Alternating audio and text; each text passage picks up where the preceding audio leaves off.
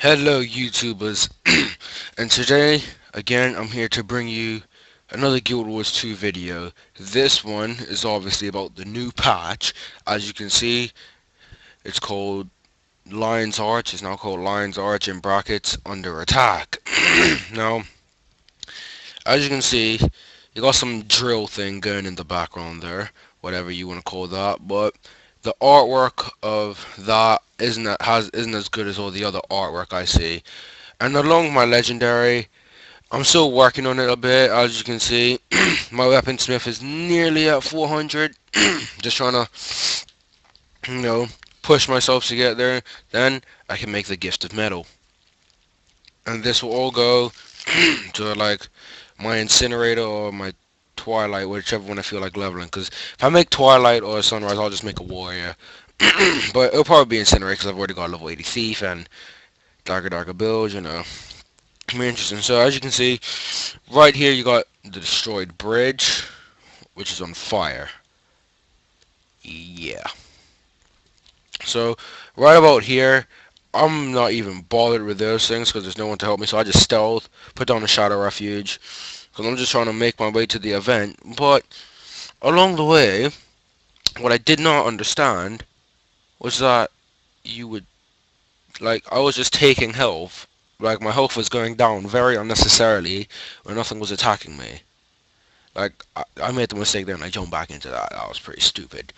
And so, yeah, what I found interesting about this was apparently Lion's Arch is meant to stay like this because I don't know how you're going to repair something like this. Like, people were telling me, oh, yeah, Lion's Arch, it's going to stay like this from now on. And I'm like, huh? They're not going to repair it? So, like, if it does stay like this, for instance, I say, for the Halloween event, how's that going to work? Like, how's the Halloween event gonna work out and stuff like that? Because the Mad King won't be able to emerge out of the lion, which is like the central point of Lion's Arch, almost. And also, I was wondering. I think there's Mystic Forges in other major cities. I'm not so sure, cause remember, I'm not like. I don't know a lot of lore and stuff like that about Guild Wars 2, but I think there's other ones, so it shouldn't affect how you make your legendary, which is good. But it will affect the pace of you making your legendary ammos. Like, this might speed up the pace because you can get a lot of globes of vectors and doing this just by salvaging. Now, right here, this is where it gets a little kinky. I heal myself, but I'm taking unnecessary damage. Why is this? I don't really know, but I died here pretty much. So yeah, this has been a very interesting patch to see. I will bring out another video of this so you can actually see like how the events work out and everything, just like almost put into one kind of long but short video so you guys can stay interested in the video. So yeah, but the thing is, when you die in Lion's Arch, you'll either get someone can try and res you, or you'd have to come to the Blood Tide Coast. And it's like, and then you have to work your way back. And yeah, but if something's happening in Lion's Arch, the portal will have like a no zone sign. Let's just call it the X. It'll be the circle with a cross in it.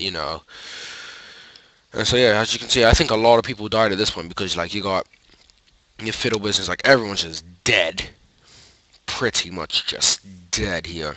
So I think this is a good patch, but at the same time, I still think Guild Wars 2 needs to do more. What I mean by do more, like the game's been out for how long? Nearly 2.5 years now, maybe 3 years. I think, and I think other players think that, yeah, patches have been good. Like, the past few patches have been good. This patch, I think, has been a really good patch. Because I'm beginning to think Guild Wars 2 isn't a game that's for expansions.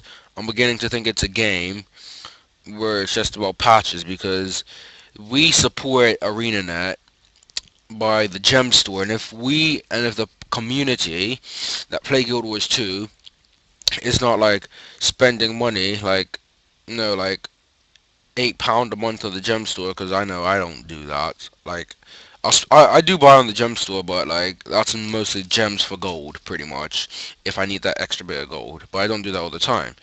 I do that like maybe once every 3 months if I need gold. But what I'm trying to say is that everything's been going good, but for the player's point of view, is it a new expansion we need? But then at the same time, I'm thinking, how can you put an expansion in a game like this when where would the expansion lead to if you have the patches that continue on basically the lore throughout the game? So that's something you also have to think about when you're like, oh, should there be an expansion? So yeah, overall, I think this patch will get a solid 8.5 out of 10. Why?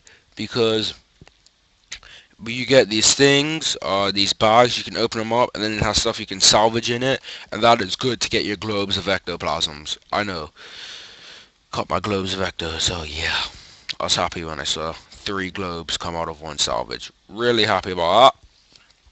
And so yeah, so I want you guys to leave in the comments what you think about this patch. Do you think there should be a new expansion?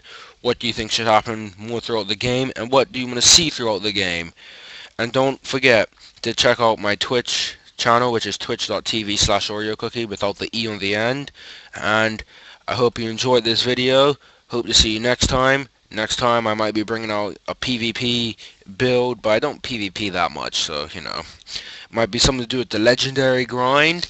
You don't know, you never know. But I'll see you next time, and I hope you enjoy the vid. Bye bye.